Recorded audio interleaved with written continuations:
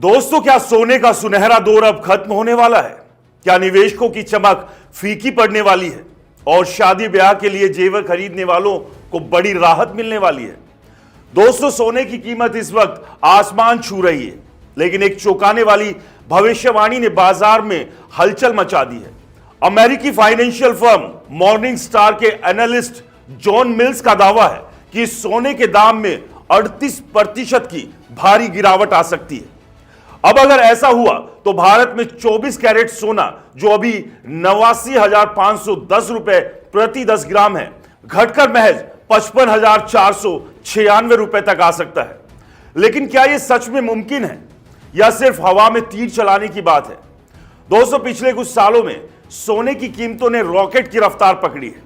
भू राजनीतिक तनाव, अमेरिकी अर्थव्यवस्था की अनिश्चितता, ट्रंप की ट्रेड वॉर और बढ़ती महंगाई ने निवेशकों को सोने की सुरक्षित पनाह में धकेल दिया।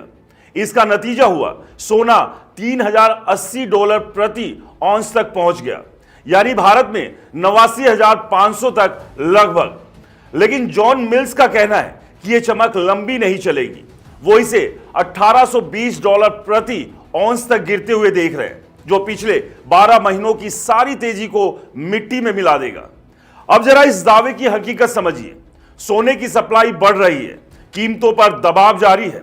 जब सोना महंगा होता है तो खनन करने वालों की चांदी हो जाती है।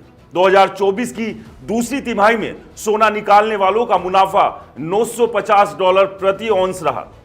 2012 के बाद सबसे ज्यादा।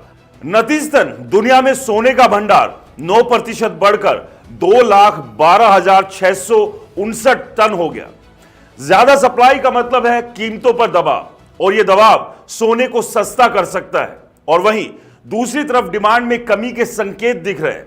सेंट्रल बैंक और निवेशक पिछले कुछ सालों में सोना जमकर खरीद रहे हैं। 2024 में सेंट्रल बैंकों ने 1,045 टन सोना खरीदा, जो लगातार तीसरा साल है जब खरीद 1,000 टन से ऊपर रही।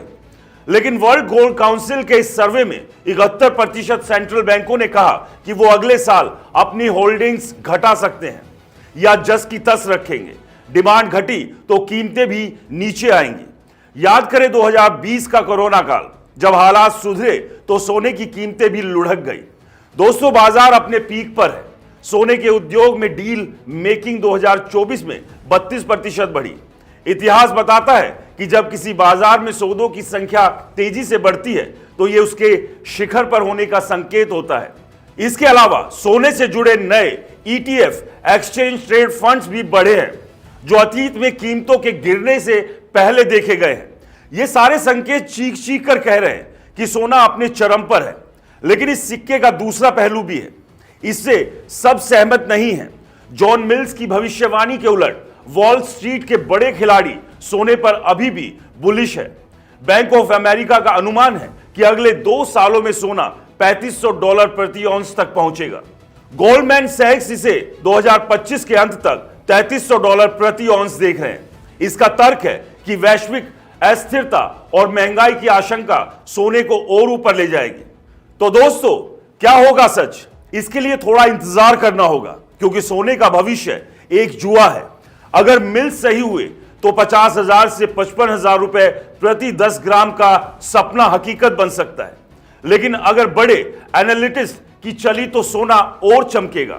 सच क्या होगा यह तो वक्त बताएगा। आप क्या सोचते हैं? क्या सोने का बाजार क्रैश करेगा या यह चमक और बढ़ेगी? अपनी राय जरूर बताएं। नमस्कार।